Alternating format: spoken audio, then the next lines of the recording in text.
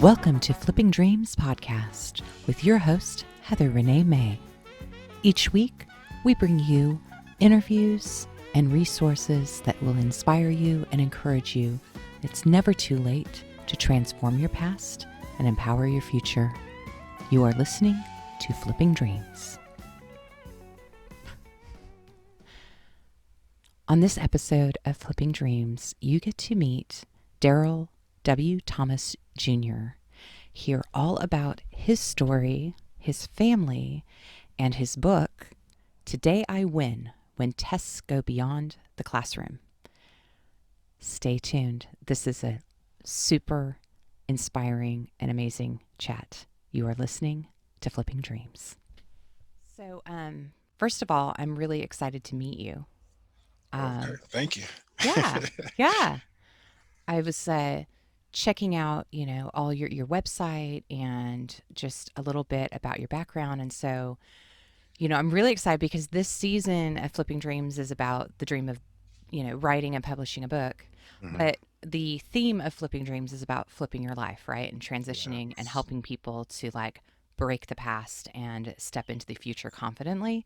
Right. So, yeah, I love that your story is covers both things. So, I'm excited to kind of dig into I'm just going to let you just tell me about yourself. Okay. All right. So I think the biggest thing to know, and I guess I rest my hat on this, is that I'm a family man. I'm a family man. So I have my wife and my five kids, and I say that's my heartbeat. But my wife and I, we're actually high school sweethearts. We've been married for 20 plus years, and we have five amazing kids. One is a U.S. Marine now. And then and that's my daughter. And then my son, he's getting ready to graduate high school this year. And then we have two more boys. The middle son is actually a international bestseller, best-selling author, and then the Awesome. youngest son, he's actually a he's just a really just kid that's just full of love, right? Like he's just full of love, constantly hugging. He's the hugger of the bunch, right?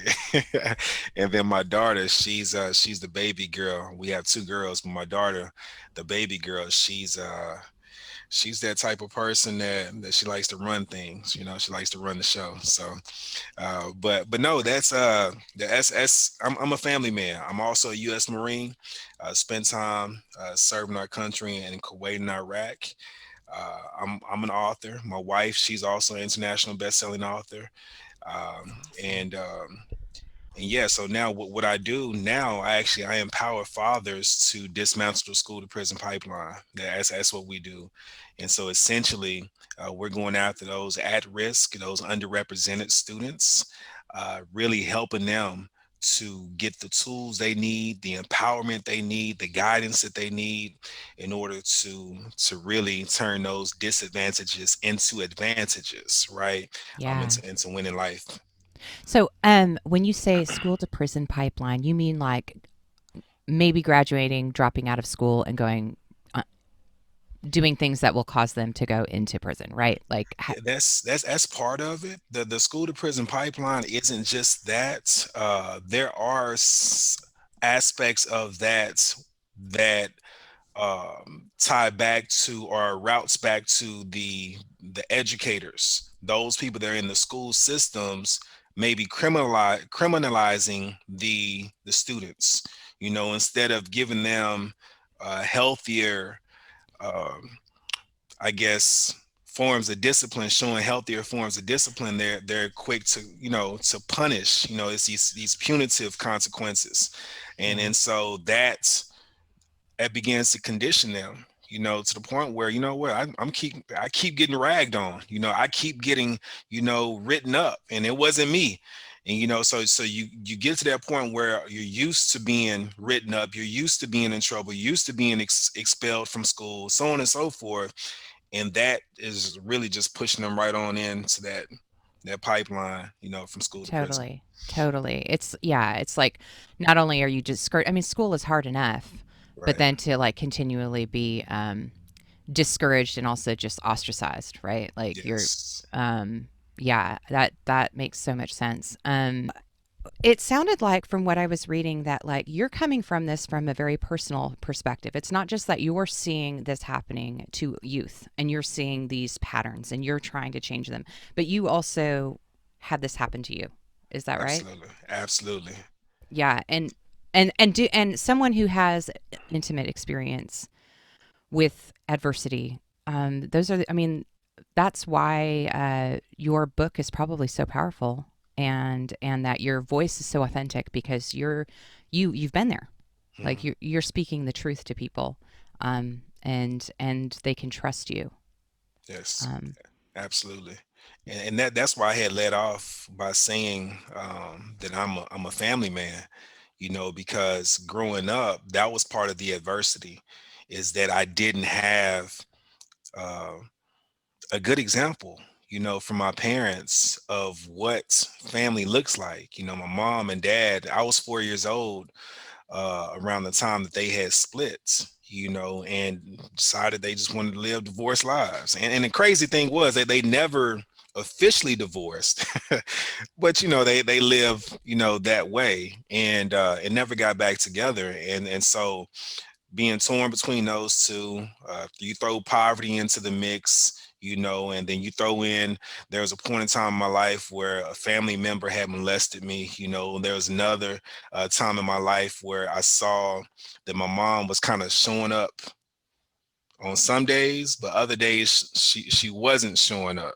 and mhm, and I got to wondering what was going on with that, because we would spend 2 weeks with my dad, and then after we had that time spent with him, then it was our turn to go spend time with my mom. And when I say we, I'm referring to myself and my little brother. And my mom wouldn't be there a lot of times. And I found out that she was actually uh, she was running the streets, as my grandmother would say, and she was doing drugs. That's what I mhm, found out. And so that you throw that into the mix, so that adds to the adversity and the hardships. And then on top of that, my dad was he was a man that he learned the hard way that if you don't conquer your bad habits will conquer you. And his bad habit was actually losing his temper, and he did that one too many times. Got into altercation, physical altercation with his living girlfriend, and he didn't walk away from it. mm.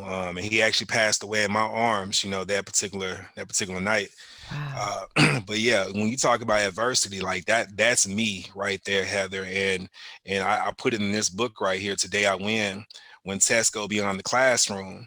And I specifically, titled this book that way because, one, a lot of the tests that our young people are dealing with go beyond the classroom, has nothing to do with academics. Although on the surface it may seem like, oh, you're just struggling academically. No, no, they're not able to focus.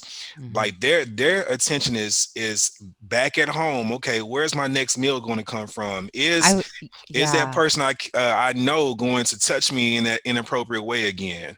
You know, I was going to say it's a survival mode, it like is. and so when you're going through that as a kid, like there's no way you can focus on your academics. It doesn't, and the sad thing is that a lot of times the school system takes that as your disinterest or you're not intelligent enough, which has absolutely nothing to do with it. It Nothing. literally is your life circumstances, and you are just a kid trying to figure out how to cope and how to like Absolutely. get through each day. So Absolutely. yeah, Yes.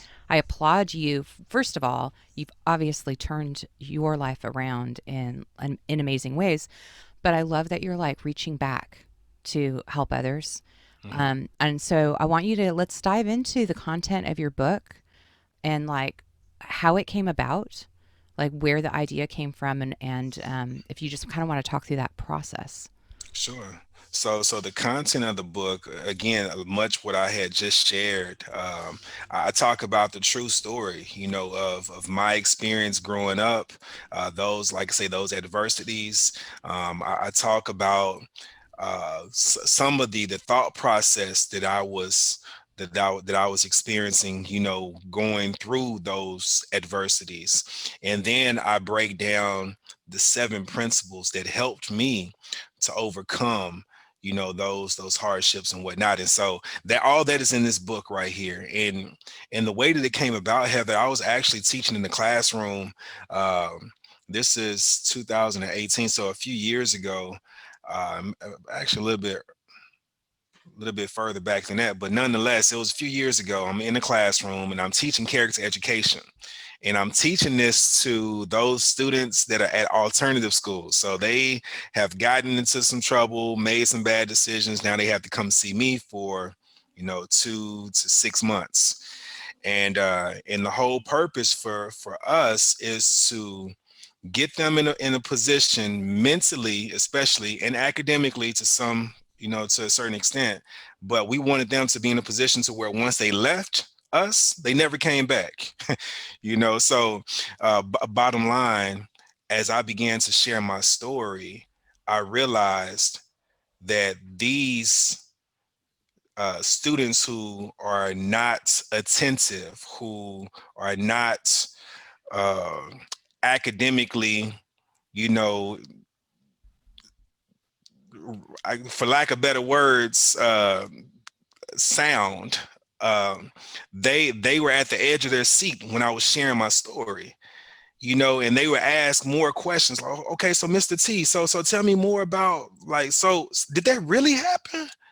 Wow!" And that began to open them up. The walls are coming down that they would normally have up. And that gave me an opportunity to connect with them and then to also influence them, to make better decisions. And so we were on the topic for character education concerning goals. Like, that was the focus. We want to set goals, but I told them I want your goals to be something that you're going to have to grow in order to reach. Yes. And I told them I want you to tell as many people as you can. And when you tell them, I want you to I want you to say it with confidence that you're going to get it done. One, they're going to hold you accountable. And then two, you already put it out there, so you have to do it now. And so I said, I want to lead by example. I'm going to go ahead and write a book. That's what I'm going to do, guys. And that's when the decision, was made to go Oh, ahead and write a book.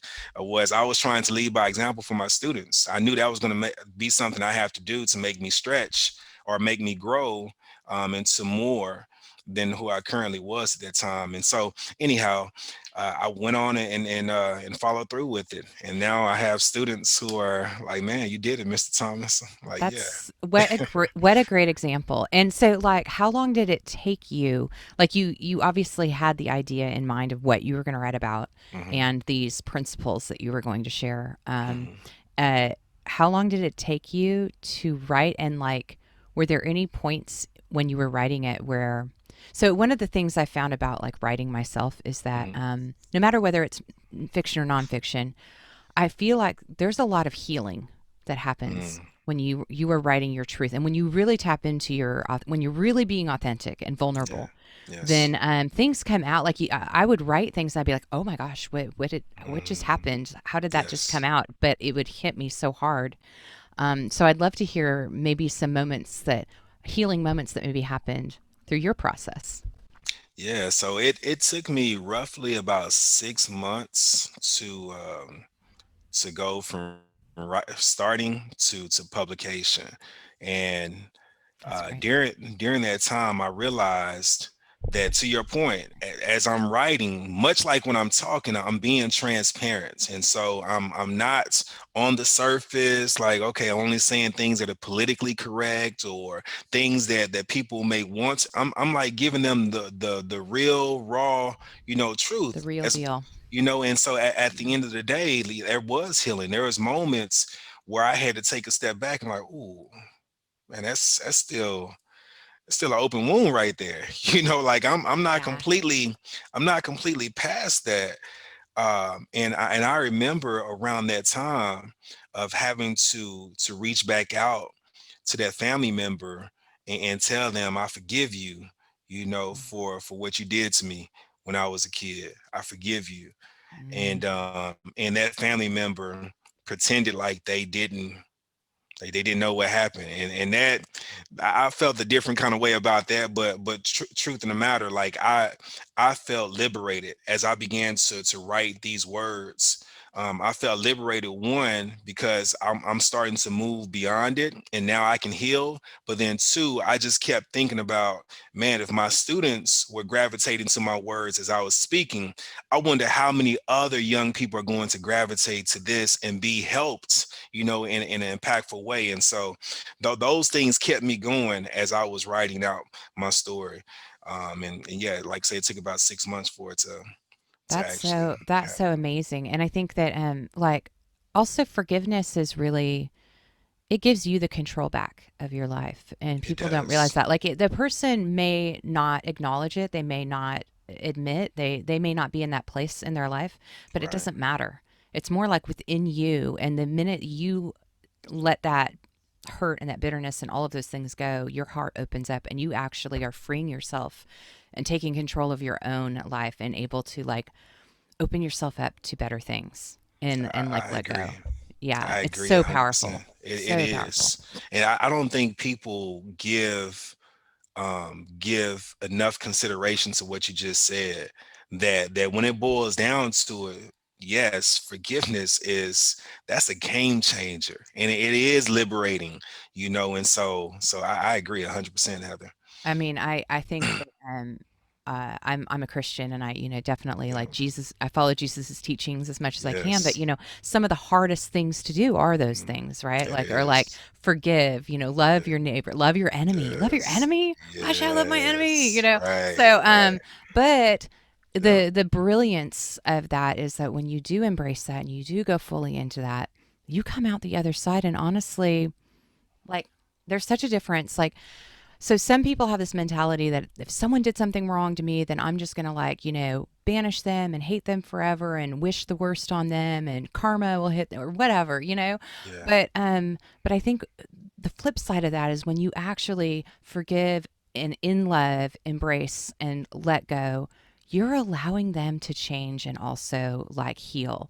And you don't know their story. You don't know Mhm. why they did the things they did, where they were No. reacting from their own hurt and their own pain, Right. and it's like this Right. whole cycle. So Absolutely. I think I love that you like embrace that, and also just being such a real example. But I hate to say it, it's not just classroom, right? I feel like it's Right. life. I feel like Hmm.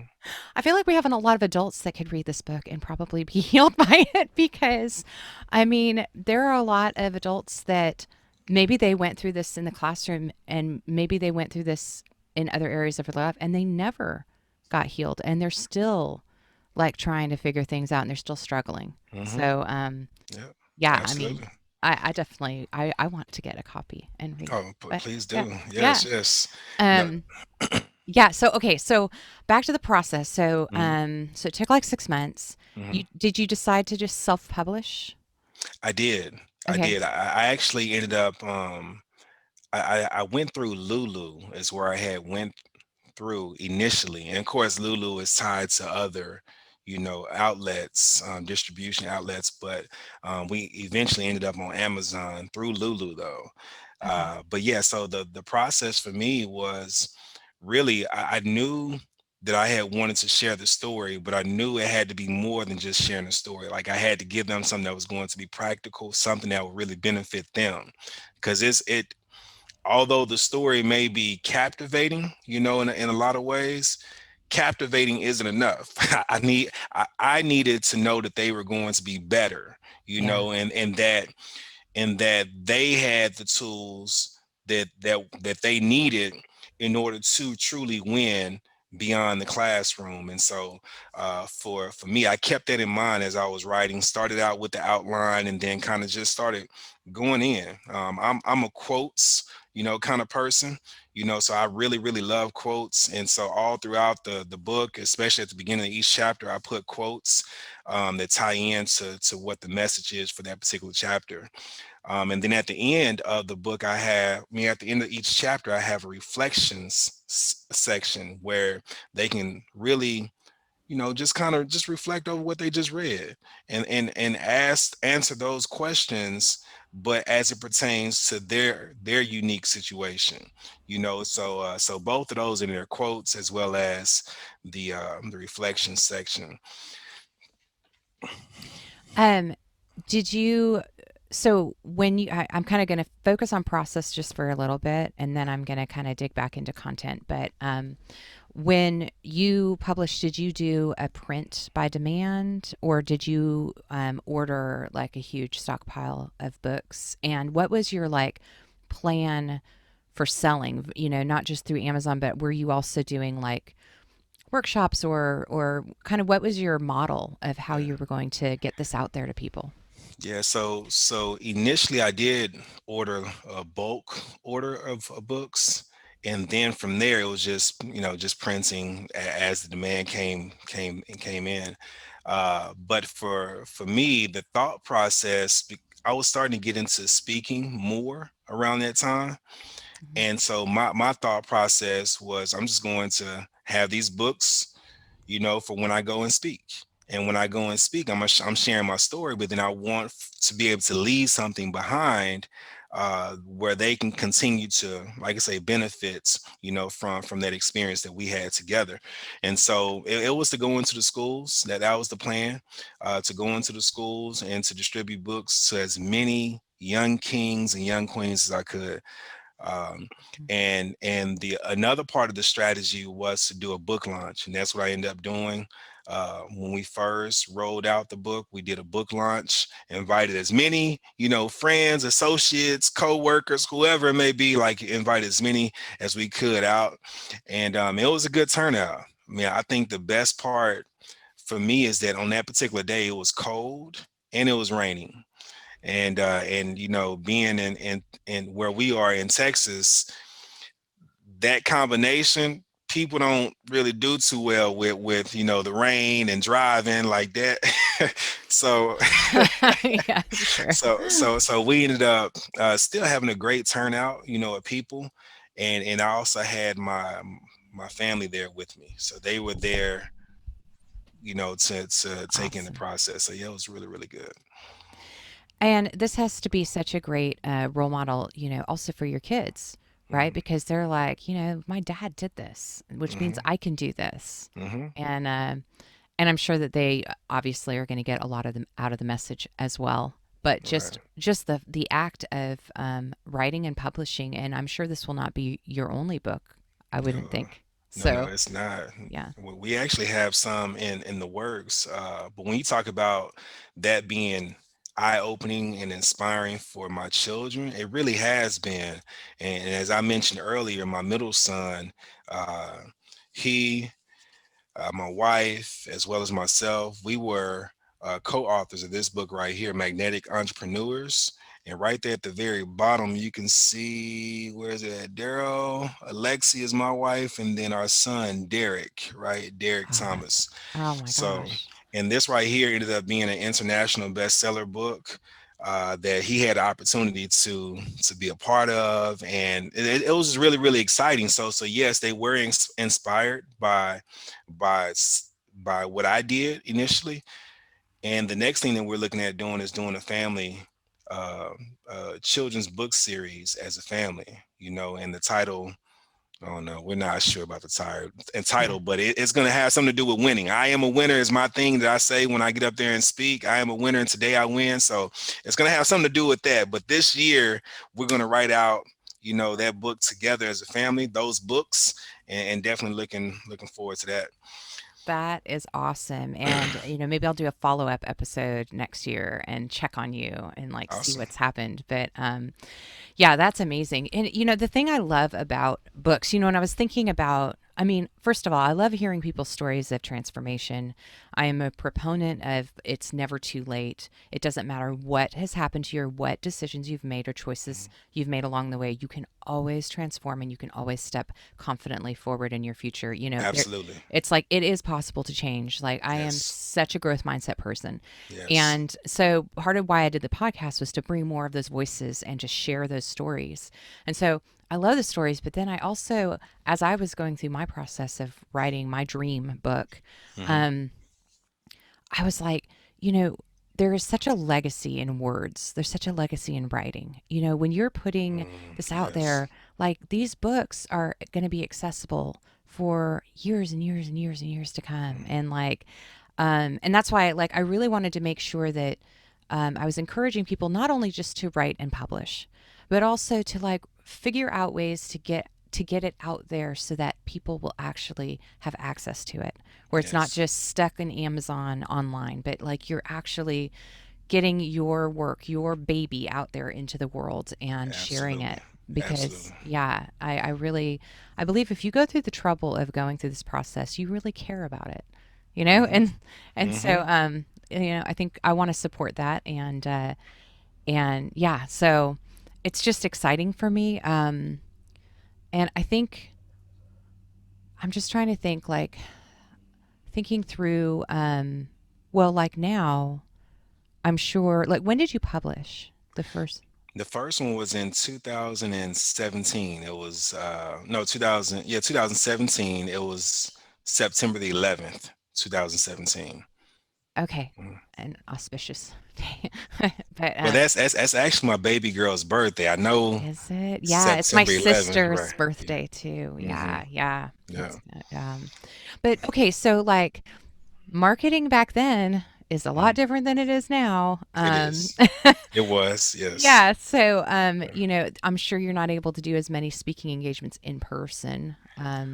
And No. so like I'm kind of interested in this idea of like how a lot of authors are doing podcast tours, Hmm. or like figuring out ways online.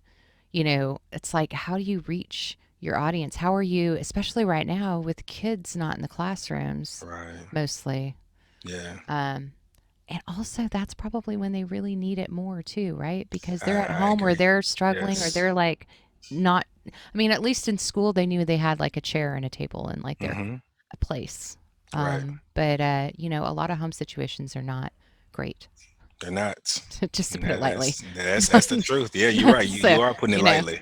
yeah. Yeah, I think for me, one of the strategies has still continues to be is to reach out to the administrators, to reach out to those educators. So not just principals, but teachers that I may already have, in my network, and just really letting them know that, hey, I'm here to serve. Is there anything I can do? And I think that's how I lead. And just like yourself, Heather, I'm also a Christian, and I truly believe in serving. I believe that is the best form of leadership is serving. And so for me, that's what I lead with. Is that service. How can I help? And as I began to do that, um, I would let them know that, hey, I do have a book. And what we're doing now is we're converting it over to audiobook, because we realize Okay. that not everyone is going to benefit most from written words. They may need to hear it. They may be auditory learners. And so but that's something that I would lead with. And I'll say, hey, you know what? I have books that I would love to be able to get into the hands of your young people. I'll tell them a little bit about it. And usually they're now saying, okay, what can I do? How can I go about getting a few copies? Or how can I go about getting a classroom set? Or whatever the case is. And so that's been the way that I've approached it, in terms of the young people. And then, I think that's really brilliant also because like there's a lot of pressure on young kids and bullying and like hmm, um and even well, and even adults into adulthood, but it's just like, people don't want other people to change right. because it means that they have to change. Hmm. So, like, I could imagine someone who is like struggling and then has this book and their friends are like, "What are you doing reading that? You win, whatever. Yeah, You're always right, going to be a loser. You're never going to change, whatever, right, And so right. like the idea that like an audiobook is something that they could listen to on their phone and no one would know that they've Hmm. got this like positive. And also, I think there's hearing something, hearing your voice, Yeah, having that is really powerful. Like speaking the words into them is yes. like, yeah, that's exciting. That makes a Yeah, lot of sense. yeah, yeah. So Um, what else was I going to say? Oh, have you thought about doing like an online, or I don't know, do you already have online courses for like people that aren't in the school system, or maybe like a teaser course that they could go on and then like be able to connect more to your book? we don't have it. To answer your question directly, we do not have that, but we have entertained that thoughts, And I do have curriculum that I would normally go into the classrooms or go into the schools and teach, which is character education as well as leadership development curriculum. Um, but we have not converted it into a digital Yeah. product. So right now we're actually working on that. Believe it or not, we are working on that piece. Um, I I see the value and the importance and the urgency, because just like today, I already had three of my kids. My oldest, she's already, like I say, she's in the Marine Corps, but I had three of my kids already at home. Well, I just got a phone call today saying that my fourth one had to come home because he had came in contact with someone that had tested positive. So now I have four of my kids here, being quarantined, and so my kids aren't the only ones, of course, and I know that a lot of them are going to be online. And so my thinking is, let's create this content that's going to be engaging and that's going to be empowering in terms of giving them the tools, the practical tools that they need in order to win, even in the midst of COVID-19. Yeah, for sure. But yeah. It would be so cool if there was like um an audio app or something that was totally just dedicated to positivity. Like, Yeah. like Yeah. where they I could agree. tap in and just be like, okay, this is my, like, okay, when I grew up, it was Disney Channel. We weren't Hmm. allowed to watch any other TV that wasn't on the Disney Channel. Yeah. but, like, it's just this idea that there is just so much out there to bombard our kids Hmm. There is. in these like and it's just really hard to filter, and it's hard for them to know, like, before they even realize it, they've gone down a rabbit hole that's taken Right. them somewhere they didn't intend to go. um Right. so yeah, my goal as well is to put out as much positivity into the world as possible to counteract the negativity and, Yeah. like, fight that way. Hmm. I'm right there with you. you know Yes. And speaking of that, this the current book project that I'm working on is with fathers, and it's what we're doing is we're giving the fathers an opportunity to use their voice and their experiences to impact the next generation, right? So much like I was doing just solo, I'm now asking the fathers to come in and be a part of this, because I realize the importance of the father's voice being heard. It's and no, like, no knock on any of the women, any of the mothers. Like, I really thank God for the mothers that hmm that have been actively there, and doing what they do. But I understand that there's an element that the father brings, a dynamic that the father brings, that if they can just hear it from dad, it makes a world of a difference. And so we're actually writing our chapters as we speak. Deadline for submission is at the end of this month, but it's called When the Walls Speak. And so where that came from was from Nehemiah. And I was reading about how the walls were actually, they were destroyed, and they were laying in ruins. hmm And long story short, they had moved Nehemiah so much, it touched him so much, that he began to pray and ask him, what can I do? And the Lord, gave him, some guidance, gave him favor, all that good stuff. In a record amount of time, he was able to get the walls up.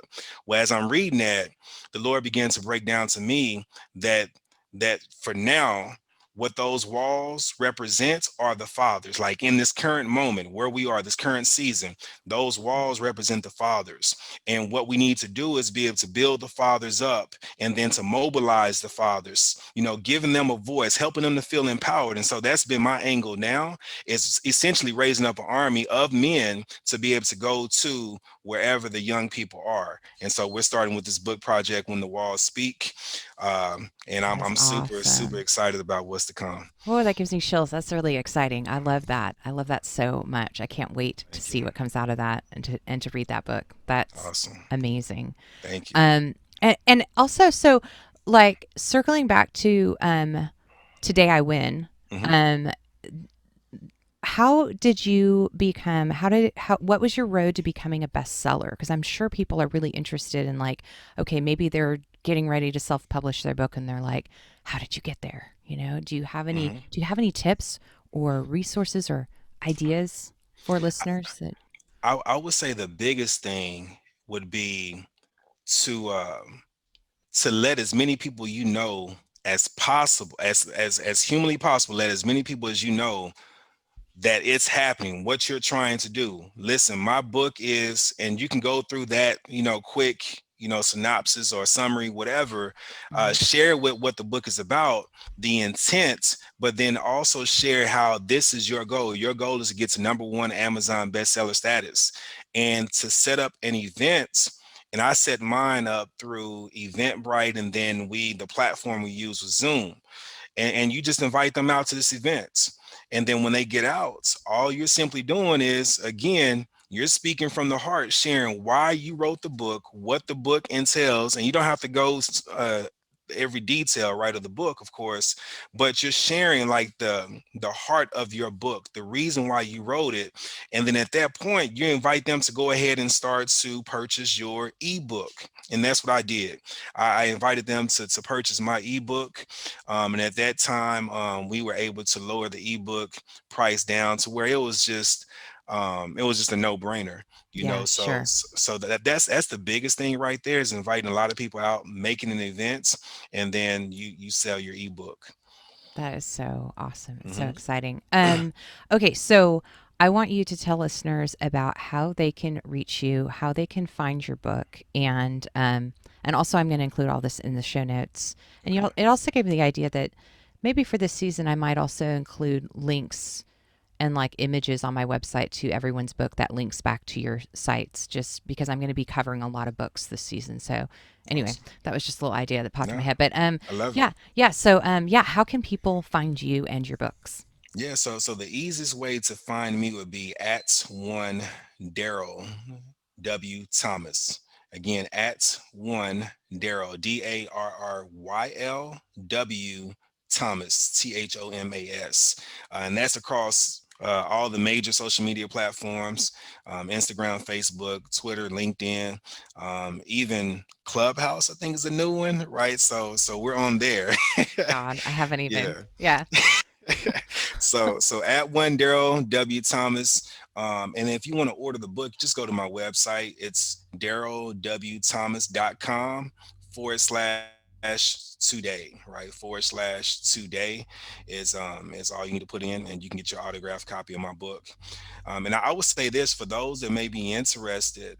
If you want to know, more details about how I was able to take it to number one Amazon bestseller status, like, feel free to DM me, feel free to contact me through my website, and I would love to be able to give you whatever I can give you. I know that we were able to do it, and for this next project, this current project that we're doing, again, the goal is to take it to number one Amazon bestseller status, and then after that, it's New York Times. Yes, You know, exactly. yes. Exactly.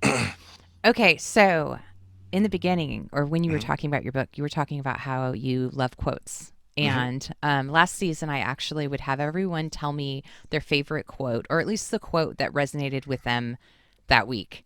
Do you Huh. have a quote off the top of your head? I'm putting you totally on the spot, but do you have something that you'd like to share? I have two. Ooh, So my go-to quotes is, a man or woman, it's impossible to stop a man or woman who will not quit. Excuse the dog. Sorry no about that. worries. I So have a dog too. it's impossible to stop a man or woman who will not quit. And that right there is by one of my mentors. Uh, his name is Michael D. Humes. Another quote is one that Dr. King actually said, and he said that intelligence plus character is the goal of true education. Intelligence plus character is the goal of true education, and typically that's what I speak to when I'm going in to speak to the students at school. You focus on academics. I'm going to work on the character. Together, we're going to give them what they deserve, right? What the intent of education is. But this the one that I really love, and it's, a candle loses nothing by lighting another candle. And that's when I try to live by day in, day out. A candle loses nothing by lighting another candle. And I think if we can just grab hold of that quote right there and what that really means, that we'll start to see our little bubble of a world that we live in, it'll begin to light up, and then we'll start to see beyond that begin to light up as well. We don't have to fear that if I go out of my way to help this person, or if I give them something that I did well, a secret or a tip or whatever that I did well, if I give it to them, listen, they get the win too. And while they're winning, I can still be winning, right? And then Yes, now they go out and help someone else light that person's candle. Now I can continue to help. Like, next thing you know, we got a world that's lit up, that it's exactly. filled with hope. And And so, yeah, oh, that's awesome. And it's contagious, right? Like that yes. was one of the things when I started the podcast. I was like, it's kind of selfish in a way that I like want everyone to live their best lives because then they're Mm, happier and it makes the world happier. And like mm, people who are like passionately pursuing their purpose are so amazing to be around, and that mm. energy and that light, it is just contagious and it just fills the room and it fills like the atmosphere. And the more like we can do that, it's like the better our world will be. And it starts Absolutely. one at a time, one candle at a time. I love That's that. it. But That's also it. I love that first quote of the quitting. Hmm. That's such a thing. um that might be the first, some people that might be the biggest barrier to success in their life is like not being able to see through. Come on. And I think that like we all climb the mountain, Hmm. but it's real easy to get about halfway and then and you can't see the top and you can't see the bottom. You get discouraged and you go, Hmm. I can't make this. No one else is here. I don't know. I'm just going to drop back down. Yeah. And the idea of like persevering, and because also it's always hardest right before you get to the summit. Like it's always Yeah. hardest. It So right, is. like right before you've done all this work Mm. and you tried so hard, and then it's like right before you get to see the fruition, Yeah. that's when most people get most Quit. discouraged and quit. Yes. So I Yes. love that idea of like just quitting is not an option. It's not. Like when I was growing up, I had a dance teacher. I was in ballet, and Hmm. she was like, "You can't. Don't ever use the word can't. It's Mm. not. I will not allow you to work." Because I'd be like, "I can't do this." And she'd go, Hmm. "No, that's Right. not even a word that you need to ever use." She's Mm. like, "You just try. You just That's keep right. trying." And sure Right. enough, before long, I can. Right. Like Right. so. That's right. Um, so I love that idea of like don't quit. And for listeners who, this can be applied to anything. We're applying it this season to writing and sharing your truth and your authentic voice with the world through words. Yes. And so don't quit. Do Like not. just keep going. Just keep doing Yes. it because it's worth it, Absolutely. because we need all those candles, right? All those words, We all need those them. unique stories. We need Yes. all of them. Like there's Yes. never, the bookshelf will never be full. Like Mm. we just need to keep doing that. Um, That's right. so I love That's that right. very And much. I would love to say this right here, Heather, that for those that are listening, that a lot of times I think we have the wrong way of looking at our situation. We would look at it from a selfish standpoint, as if, woe is me, this is hard. I can't.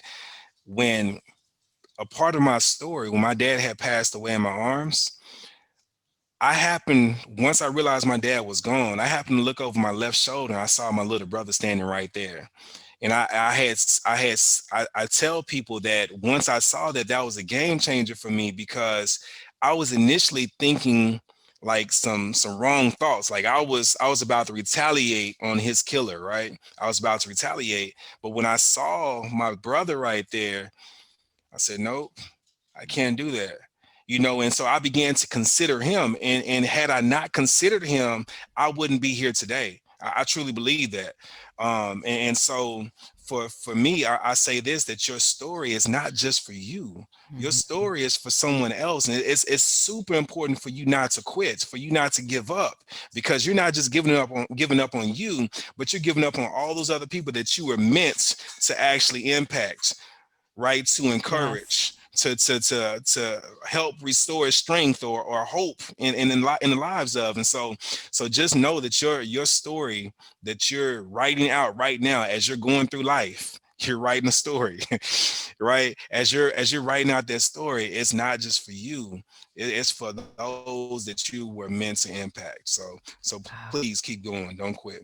oh man, I love that. Thank you so much. I just feel what a blessing. Everyone listening, myself included. Thank you. I love that. Um, well, Darryl, I can't think of anything else for us to really dig into. I feel like we've covered almost everything, and I'm going to happily share all of the links to your social and everything. Awesome. I appreciate that. And thank you for what you do. I mean, like this is it does take a certain amount of character to step outside yourself and to see how you could have easily thought that you weren't worth anything because of the Mm, things that happened to you, but instead you turned it around and saw that it actually gave you the strength to help others and to encourage others. And I'm sure that there are countless kids and young adults out there that you have really touched and helped them change their lives in a positive manner. So I really thank you for what you do. Thank you for the work. you're Like, welcome. Thank yeah, you for saying that. yeah, Yeah. absolutely. Well, thank you for, gosh, I'm just like, this is like, I'm so excited that you agreed to come on the podcast. And Thank you for having me. yeah, I will do a follow up with you and see how things go. But I wish you all the best with your future books and endeavors Awesome. and your family. All the best to you. Thank you. I'm actually, hold on real quick. Yeah, yeah, sure.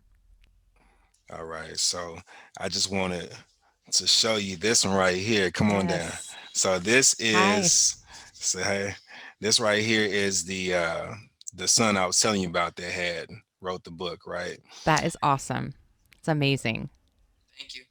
And All right. I hope you're working on your next one.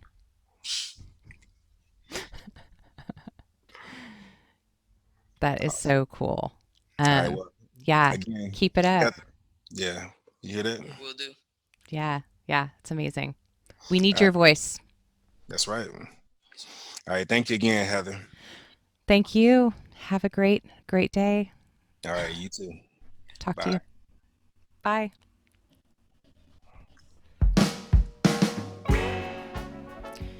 Thank you for listening to Flipping Dreams.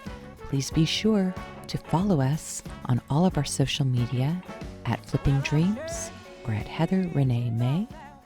And please check out our website and sign up for our email list where you will get notifications on our weekly podcast and blog posts, as well as our monthly newsletter and much more. Be the first to know. Sign up today. Thank you again, and we will see you next week here on Flipping Dreams.